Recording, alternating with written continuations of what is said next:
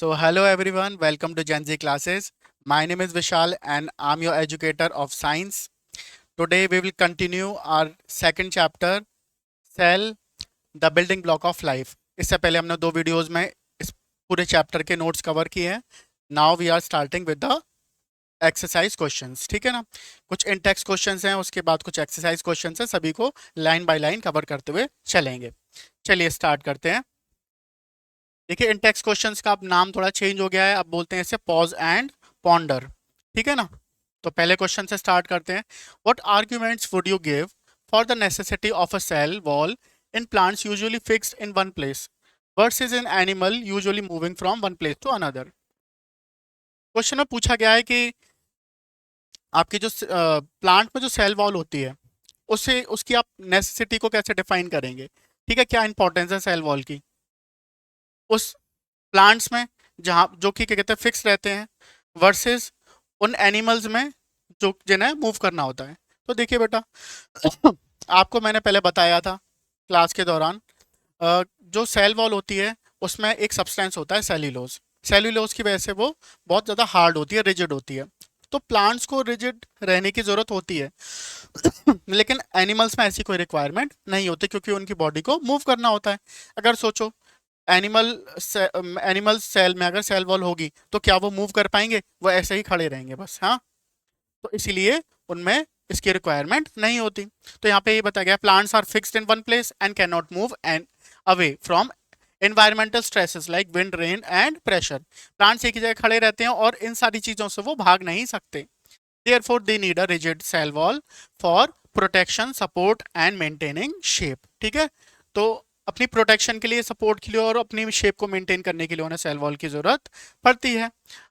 On the other hand animals move from place to place so their cell need flexibility for movement and changing shape. Animals को move करना पड़ता है तो इसीलिए उनको movement के लिए फ्लेक्सिबिलिटी और मूवमेंट चाहिए. ठीक है ना. शेप को चेंज करना जरूरी है, इसीलिए उनकी जो सेल होती है वहां पर सेल वॉल नहीं हो सकती. ठीक है ना.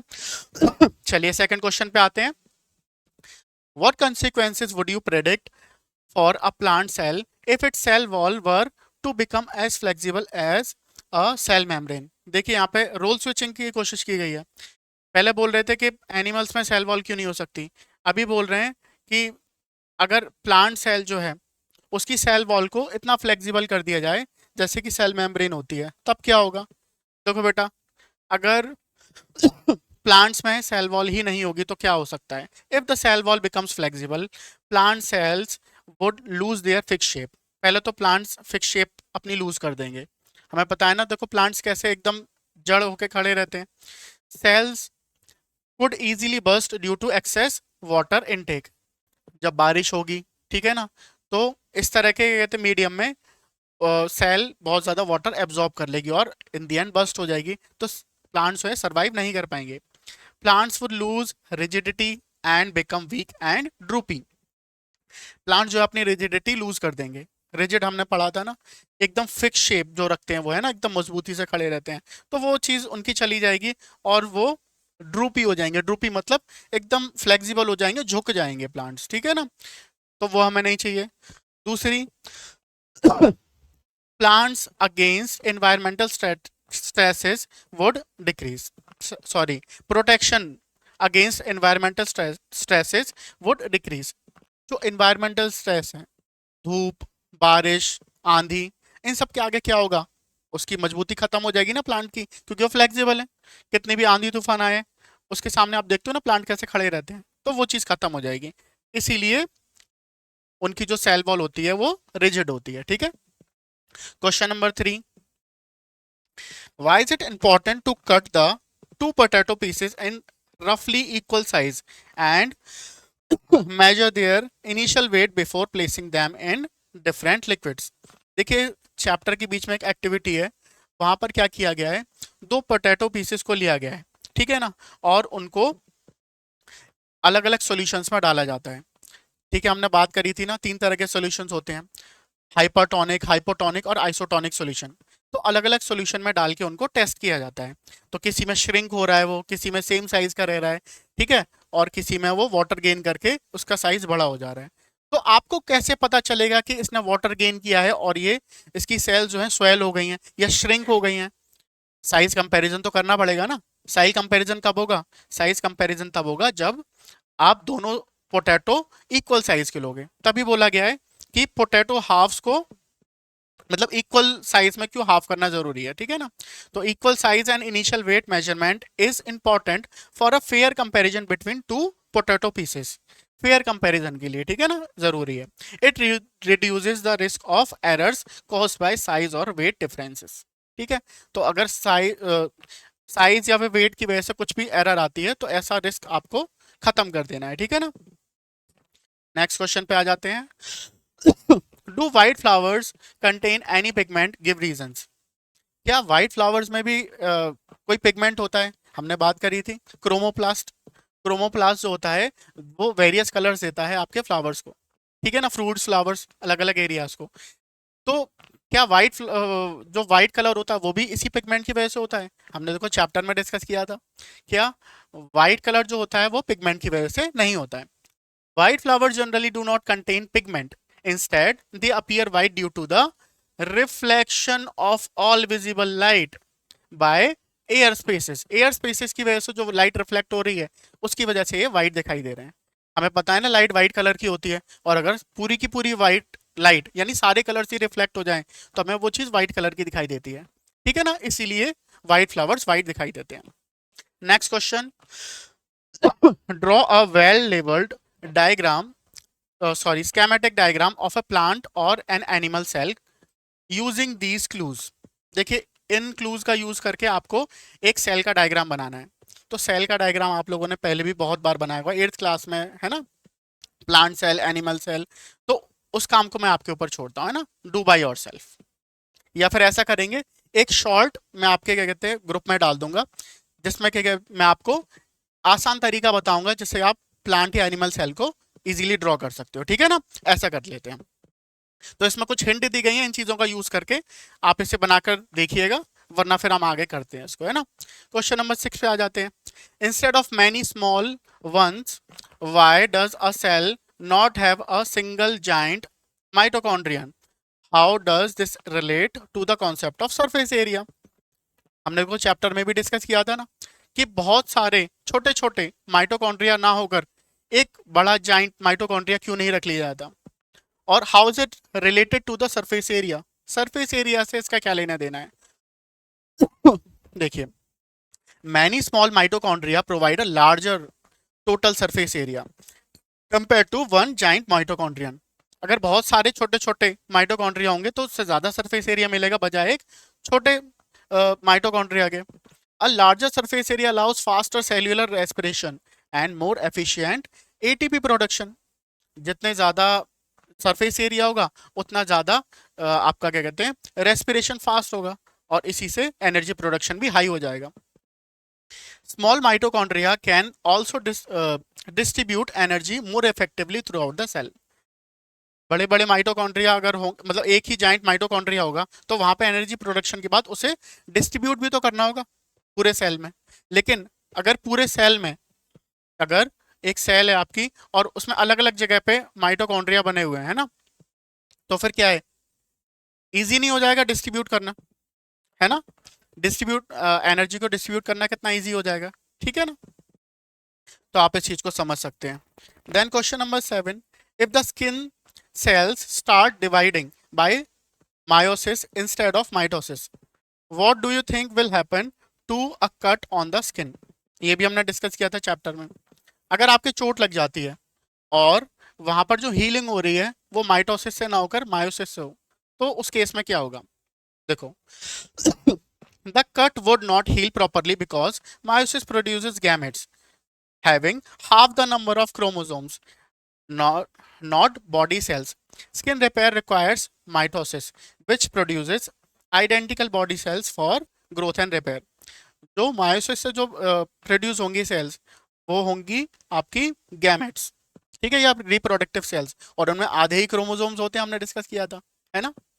तो वो तो सही नहीं है उसके रिपेयर के लिए। रिपेयर के लिए आपको आइडेंटिकल सेल्स की जरूरत पड़ती है, मतलब जिनमें पूरे क्रोमोसोम्स हो, है ना, ना कि आधे। चलिए, आई होप ये क्वेश्चंस आपको समझ में आए होंगे। अब हम चलते हैं एक्सरसाइज क्वेश्चंस पे। चलिए तो स्टार्ट करते हैं। Question number 1, differentiate between the following pairs of terms based on the clues given in the parenthesis. ठीक है, cell membrane and cell wall. Cell membrane और सेल वॉल में क्या फर्क है? देखो, cell membrane is selectively permeable membrane which selectively allows only specific substances to pass through. On the other hand, the cell wall is generally permeable, allowing water and dissolved minerals to pass through easily. ठीक है, cell membrane जो होता है ना, वो selectively permeable होता है। ठीक है, हर चीज को अलाउ नहीं करता, लेकिन जो आपका सेल वॉल होता है, सेल वॉल जो होता है वो इजीली सब चीज़ों को अलाउ कर देता है, जैसे वाटर, मिनरल्स और जो भी चीज़ें होती हैं उनको इजीली अलाउ कर देता है। ठीक है, तो that was the difference. Then we have R E R and S E R. R E R और एस ई आर का डिफरेंस मैंने बताया था आपको चैप्टर के दौरान। ठीक है ना। R E R has ribosomes attached to its surface which gives it a rough structure, while SER lacks ribosomes and looks smooth. RER पे बेटा आपके राइबोसोम्स अटैच्ड होते हैं। ठीक है, छोटे छोटे राइबोसोम्स, उसी की वजह से इसका स्ट्रक्चर कैसा दिखाई देता है? रफ दिखाई देता है, जबकि एसईआर में ऐसा कुछ नहीं होता, इसलिए वो स्मूथ दिखाई देते हैं। Then chloroplast and chromoplast. अच्छा, एक और अगर मैं आपसे कहूं डिफरेंस आरईआर और एसईआर के बीच में क्या हो सकता है, वो हो सकता है बेटा their products are different. RER produce करता है आपके प्रोटीन्स और एसईआर प्रोड्यूस करता है क्या? लिपिड्स या फैट्स। ठीक है ना। Then chloroplast contain the green. अच्छा, वैसे इसमें पूछा गया था केवल स्ट्रक्चर के बेसिस पर, इसलिए हमने केवल स्ट्रक्चर के बेसिस पर बताया। ठीक है ना। Next we have chloroplast and chromoplast. Pigment के बेसिस पर बताना है। ठीक है, क्लोरोप्लास्ट क्या होता है? Chloroplast contain green pigment chlorophyll which is use for photosynthesis. सही बात है। क्लोरोप्लास्ट जो होता है वो ग्रीन पिगमेंट कंटेन करता है, जिससे फोटोसिंथेसिस होता है। On the other hand, chromoplasts contain various pigments that give a variety of colors to fruits and flowers. जो आपका क्रोमोप्लास्ट होता है उसमें जो पिगमेंट होता है वो अलग अलग कलर्स देता है प्लांट के अलग अलग एरियाज को, जैसे फ्रूट्स को और फ्लावर्स को। ठीक है, इसमें कई सारे पिगमेंट्स है, वहां पर केवल एक ही पिगमेंट है, that is the difference. Question number 2, two similar animal cells are placed in two different solutions. दो एनिमल सेल हैं, उनको एक जैसे सॉल्यूशन में, सॉरी अलग अलग सॉल्यूशंस में डाला गया। ठीक है बेटा, दो अलग अलग सॉल्यूशन हमने ले लिए और दो सेल्स हमने इसमें डाल दी, सेम साइज की होती हैं cells. Then cell X is placed in pure water. Cell X को हमने प्योर वाटर में डाला है and cell Y is placed in a concentrated salt solution. Cell Y को हमने कंसंट्रेटेड सॉल्ट सॉल्यूशन के अंदर डाला है। ठीक है, ये है आपका प्योर वाटर और ये है सॉल्ट सॉल्यूशन।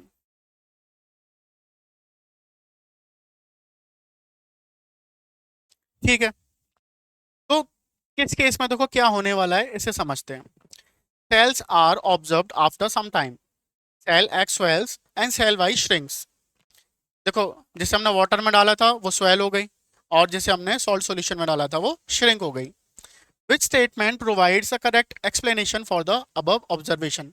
कौन सा स्टेटमेंट है जो बता रहा है आपको कि ये जो ऑब्जर्वेशन है ये आपकी पूरी हो रही है, सही है? देखिए, पहला है salt molecules moved into cell Y causing it to shrink. क्या सॉल्ट मॉलिक्यूल्स मूव करते हैं?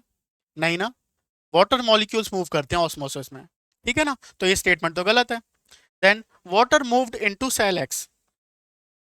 सेल एक्स में यानी पहली वाली सेल में वाटर सेल के अंदर मूव किया होगा, causing it to, and more water moved out of the cell Y then the salt solution entered in it.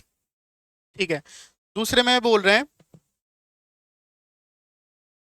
कि जो इसमें से सेल एक्स है उसके अंदर वाटर मूव किया होगा, सॉरी मूव आउट किया होगा, और सेल वाई में ज्यादा ज्यादा सॉल्ट सॉल्यूशन आउट हुआ होगा, तो ऐसा भी नहीं है। ठीक है ना, तो ये स्टेटमेंट भी आपका गलत है। Next we have water moved into the cell X. Cell X में वाटर मूव किया होगा, ये बात सही है ना, ये इसके लिए एकदम सही है। And moved out of cell Y.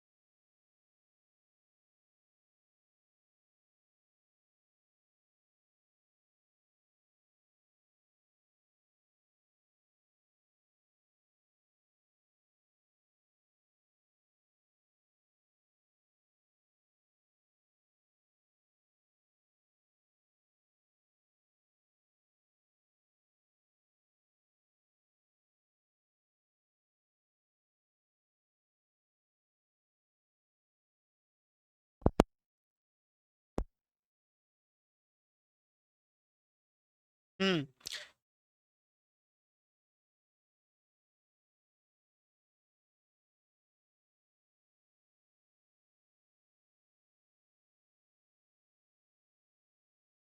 तो स्टॉप करके ही पता लगेगा।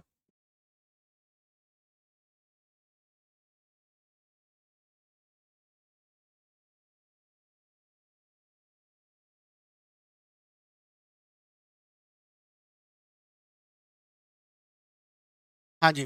क्वेश्चन नंबर 7 के लिए मैंने आपसे बोला था कि आप इसे एक बार कमेंट बॉक्स में बताइए। ठीक है, क्वेश्चन नंबर 8 में हम लोग बात कर रहे थे कि एक रिसर्चर है, उसने दो अलग अलग सॉल्यूशन लिए हैं। ठीक है, एक में उसने प्लेन वाटर लिया है और दूसरे में कंसंट्रेटेड सॉल्ट सॉल्यूशन लिया है। ये आपका सॉल्ट वाला हो गया जैसे, और ये आपका प्लेन वाटर हो गया। तो इसके थ्रू वो क्या टेस्ट करना चाह रहे हैं, ठीक है ना। तो मे इसका मतलब क्या है, देखो, जो सॉल्ट सॉल्यूशन होता है और जो वाटर सॉल्यूशन है वो अलग अलग तरीके से बिहेव करेंगे। ठीक है ना, इनमें से एक हाइपरटोनिक सॉल्यूशन होगा और एक हाइपोटोनिक सॉल्यूशन होगा। तो क्या टेस्ट करना चाह रहे हैं, he wants to test the effect of solute concentration in osmosis. Osmosis में अलग अलग सॉल्यूशन का अलग अलग असर पड़ता है ना, हमने चैप्टर में डिस्कस किया था। तो उसी चीज को वो टेस्ट करना चाह रहे हैं। Next, what would you suggest for the improvement of this experiment. इस एक्सपेरिमेंट के इम्प्रूवमेंट के लिए आप क्या चीजें सजेस्ट करना चाहोगे। तो देखो हम क्या कर सकते हैं, he should use equal sized carrots and measure mass before and after the experiment. उसे इक्वल साइज के कैरेट्स यूज करने चाहिए ताकि कंपैरिजन हो सके। एक क्वेश्चन हमने पहले भी देखा था ना, पोटैटो वाला, कि why we should cut the potatoes in two equal halves, just for comparison. ठीक है ना, क्योंकि अलग अलग सॉल्यूशन का हमें फर्क पता नहीं लगेगा वरना। Next, why does the carat in plain water stay stiff. Plain water वाली जो कैरेट होती है वो एकदम स्टिफ और क्रंची कैसे रहती है, but the carat in the concentrated salt solution becomes rubbery and limp. जो कंसंट्रेटेड सॉल्यूशन में जो कैरेट होगी वो अपना सेल जो है, उसकी सेल जो है वाटर लूज करेंगी, क्योंकि उसमें सॉल्ट का कंसंट्रेशन ज्यादा है, तो ऑब्वियसली उस वाटर का कंसंट्रेशन जो है कम होगा, तो सेल विल लूज वाटर। इसीलिए क्या होगा यहाँ पर, इन प्लेन वाटर हाइपोटोनिक सॉल्यूशन या वाटर एंटर्स द सेल। यहाँ पर उसे हाइपोटोनिक मीडिया मिला हुआ है, तो वो वाटर के अंदर एंटर कर जाएगा, thus the carrot becomes stiff and crunchy. ठीक है ना, ये बात तो क्लियर है। But in salt solution, hypertonic solution, water leaves the cell. ऐसे ही तो होता है हाइपरटोनिक सॉल्यूशन में, सेल जो है वाटर लूज कर जाती है। इससे क्या होगा, दस the carrot becomes rubbery and limp, उसी से वो एकदम रबरी हो जाती है। ठीक है ना। Next question, indicate the presence of और absence of the following structure in bacteria and animal cell. Bacteria और एनिमल सेल में क्या चीजें प्रेजेंट होती हैं और क्या चीजें प्रेजेंट नहीं होती। ठीक है। चलिए, तो बैक्टीरिया को हमने डिस्कस किया था, देखो ये प्रोकैरियोटिक सेल है और ये एक यूकैरियोटिक सेल है, कंप्लीट सेल है। ठीक है, डिफरेंस तो है दोनों में। सबसे पहले क्रोमोसोम्स। ठीक है, आपको प्रेजेंस और एब्सेंस बतानी है केवल। क्या बैक्टीरियल बैक्टीरियल सेल में क्रोमोसोम्स होते हैं। ठीक है, हाँ होते तो हैं, पर सिंगल क्रोमोसोम होते हैं। ठीक है, प्रेजेंट है बट सिंगल क्रोमोसोम प्रेजेंट होता है। और यहाँ पर एनिमल सेल में क्या क्रोमोसोम्स होते हैं मल्टीपल क्रोमोसोम्स होते हैं। क्या बैक्टीरियल सेल में न्यूक्लियस होगा। नहीं जी, न्यूक्लियस नहीं होगा, यहाँ पर न्यूक्लियोइड होता है, जबकि एनिमल सेल में तो न्यूक्लियस होता है। माइटोकॉन्ड्रिया, क्या इसमें माइटोकॉन्ड्रिया होगा। जी बिल्कुल होगा माइटोकॉन्ड्रिया। एनिमल सेल में माइटोकॉन्ड्रिया बिल्कुल होगा। ठीक। गोल्गी apparatus, क्या इसमें गोल्गी apparatus होता है। बिल्कुल, है ना। और इसमें भी गोल्गी apparatus होता है। क्या इसमें क्लोरोप्लास्ट होते हैं। नहीं। और एनिमल सेल में क्लोरोप्लास्ट इसमें भी नहीं होते हैं। ठीक है, तो आई होप आपको समझ में आया होगा ये। नेक्स्ट क्वेश्चन पे चलते हैं। Question number 10, carry out the following experiment. Take 4 peeled potato halves and scoop each one out to make potato cups। ऐसे 4 पोटैटो हाफ्स ले लीजिए आप और उन्हें आप ऐसे स्कूप आउट करके कप बना लीजिए। One of these potato cups should be made from boiled potato, ये चौथा वाला जो है हम बॉइल्ड पोटैटो से बना लेंगे। Place each of the potato cups in a beaker containing water, और सबको हम पानी में डाल देंगे। Now set up the experiment as follows. उसके बाद हम एक्सपेरिमेंट को करके देखेंगे। क्या करना है? Now keep cup A empty, cup A को खाली रखना है। Add 1 teaspoon sugar in cup B, इसमें चीनी डालनी है। 1 टीस्पून सॉल्ट इन सी, ठीक है जी। Add 1 teaspoon sugar in the boiled potato in cup D, D में भी आपको शुगर डालनी है, ठीक है। चारों चीजें करने के बाद अब आपको समझ में आ रहा होगा ये हाइपोटोनिक और हाइपरटोनिक सॉल्यूशन के साथ खेलने वाले हैं ना।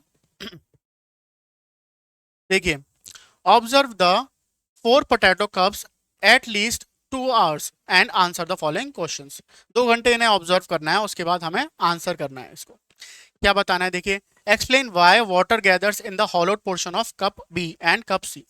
बी और सी में वाटर क्यों इकट्ठा हो रहा है? ठीक है ना, इन दोनों में वाटर इकट्ठा हो रहा है जिसमें हमने सॉल्ट या शुगर डाला था। समझते हैं। Water gathers in the hollowed portions of B and C through osmosis because the medium surrounding the cell has lower water concentration। देखो, इन दोनों में वाटर इकट्ठा हो रहा है क्योंकि यहाँ पर इनके एनवायरनमेंट में, इनके आसपास जो इन सेल्स के जो आसपास है वहां पर जो वाटर का कंसेंट्रेशन कम है, तो ऑस्मोसिस के थ्रू वहां पर वाटर इकट्ठा हो रहा है, ठीक है। इसके बाद why is cup A necessary for this experiment, cup A की जरूरत क्या है? देखिए, potato A is necessary for the experiment for comparison. Potato A हमें इसलिए चाहिए ताकि हम कंपैरिजन कर सकें कि जो वाटर गैदर हुआ है ये किस वजह से हुआ है, क्या ये शुगर और सॉल्ट की वजह से हुआ है या फिर ऐसे ही इकट्ठा हो गया है। तो हमने देखा कि ए में पानी इकट्ठा नहीं हुआ है, दैट मीन्स इस पे जो पानी है वो अपने आप इकट्ठा नहीं हो रहा है, शुगर या सॉल्ट की वजह से जो ऑस्मोसिस हो रहा है उसी की वजह से इकट्ठा हुआ है, ठीक है ना। Then explain why water does not gather in the hollowed portion of cup A and D. A और डी में वाटर इकट्ठा क्यों नहीं हो रहा है? तो देखो, water does not gather in the hollow portions of potato A because potato A is empty and osmosis does not take place without concentration difference। Osmosis के लिए आपको पता है ना, कंसेंट्रेशन डिफरेंस चाहिए, हाई टू लो ही तो water move करेगा, इसलिए ए वाले पार्ट में वाटर इकट्ठा नहीं हुआ है। देन डी में क्यों नहीं हुआ? Also water does not gather in potato D because it is boiled. जो पोटैटो डी है वो बॉइल्ड है, इसलिए उसमें पानी इकट्ठा नहीं हो रहा है। बॉइल्ड होने से क्या हो गया भाई? बॉइल्ड होने से देखो क्या होता है, boiling destroys the cell membrane and osmosis cannot take place in the absence of a semi permeable membrane।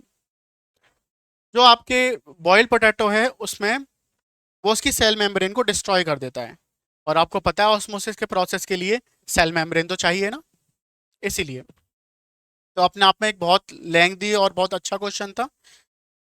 इस तरह के क्वेश्चंस एग्जाम में आपके केस स्टडीज में पूछे जा सकते हैं, ठीक है ना। Identify the pair that incorrectly matches the cell organelle with its function. आपको बताना है कौन सा पेयर इनकरेक्टली मैच्ड है। राइबोसोम प्रोटीन सिंथेसिस, बिल्कुल सही बात है जी। SER lipids and cellulose synthesis, सही बात है। Lysosome digestion of foreign agents, lysosome जो फॉरेन एजेंट्स को क्या करते हैं, डाइजेस्ट कर जाते हैं, ठीक है।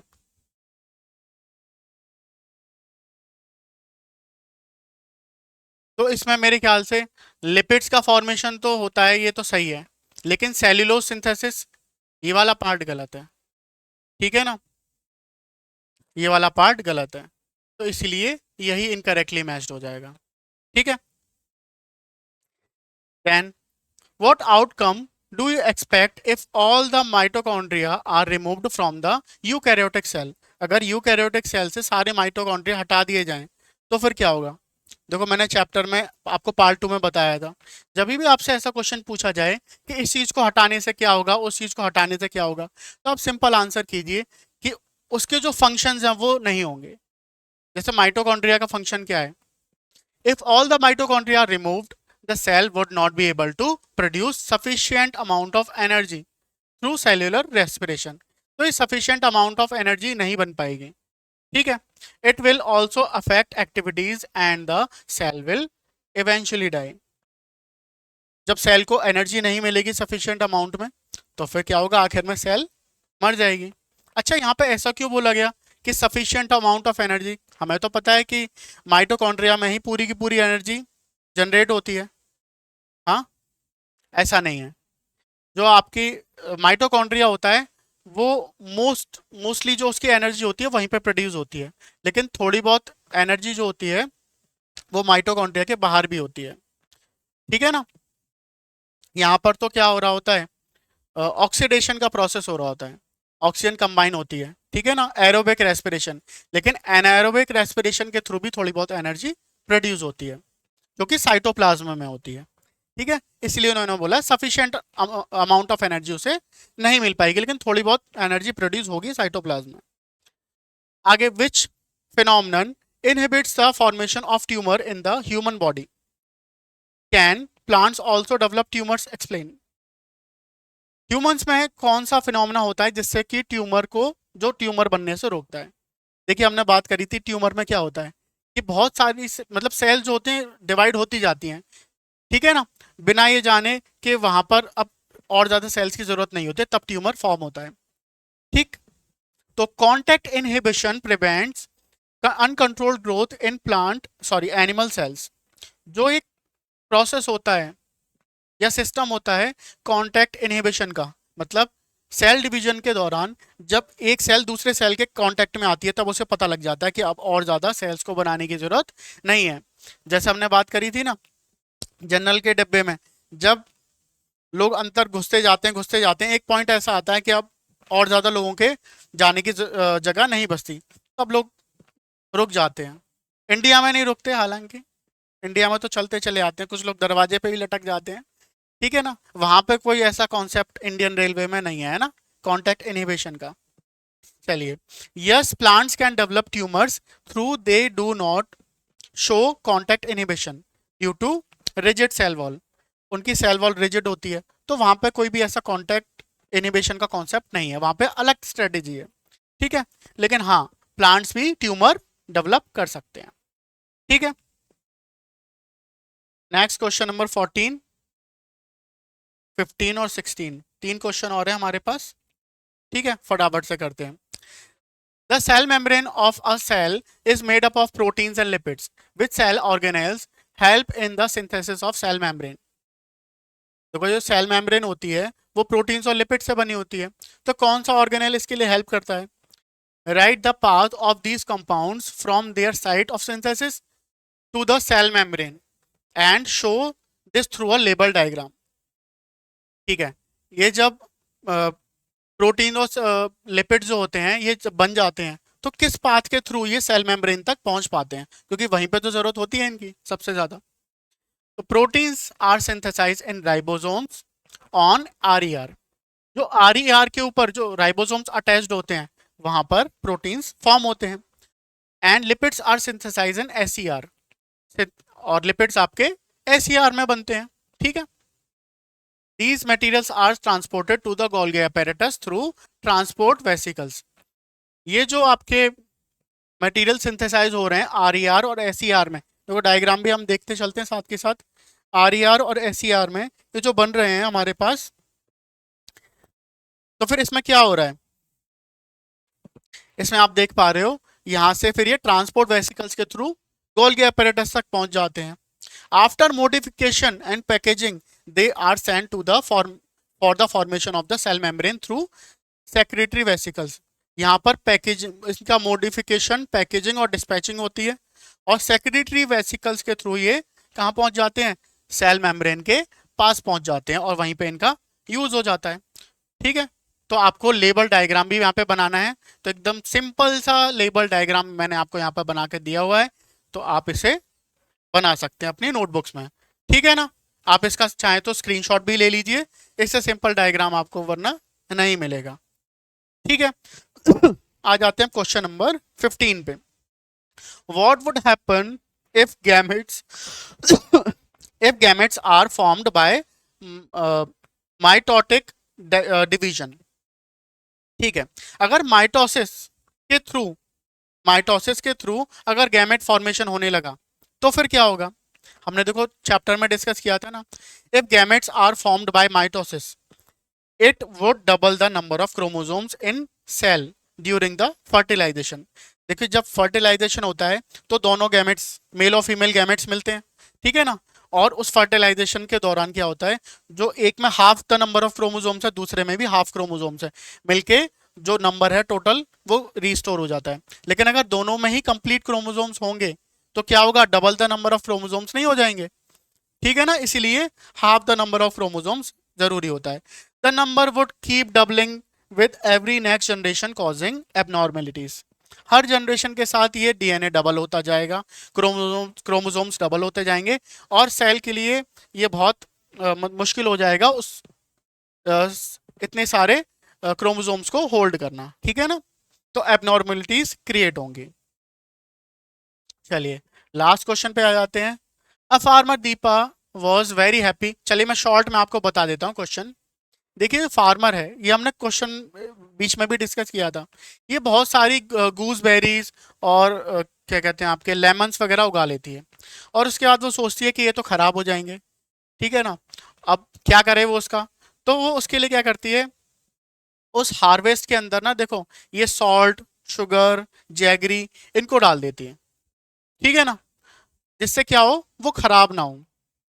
अब यहाँ पर आपको क्या बताना है कि वो यहाँ पर क्या करने की कोशिश कर रही है, कौन सा प्रोसेस वो लगा रही है, ठीक है। तो देखो which scientific concept has the farmer applied to the prevention of the farm produce, preservation of the farm produce.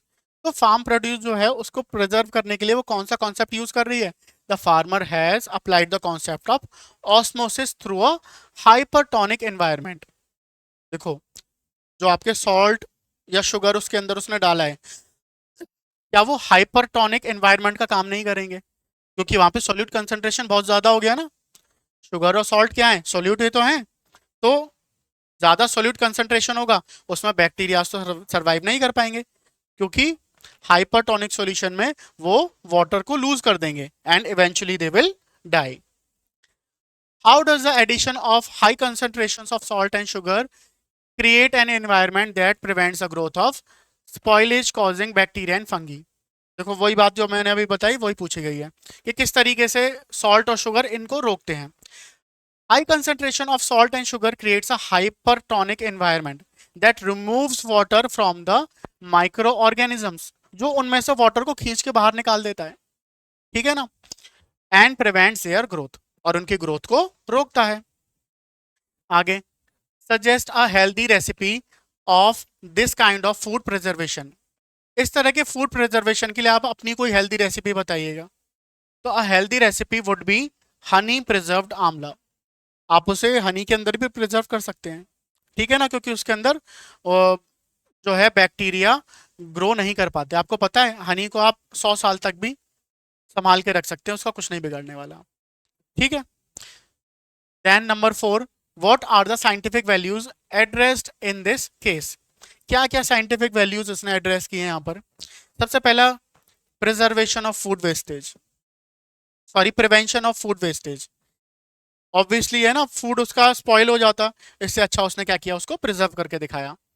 Scientific thinking, sustainable practices, बिल्कुल, economic development and food preservation awareness, ये सारी साइंटिफिक वैल्यूज उसने यहाँ पर show करी हैं, ठीक है ना। तो बेटा ये था हमारा last question of the exercise. I hope आपको एक्सप्लेनेशन पसंद आई होगी, ठीक है।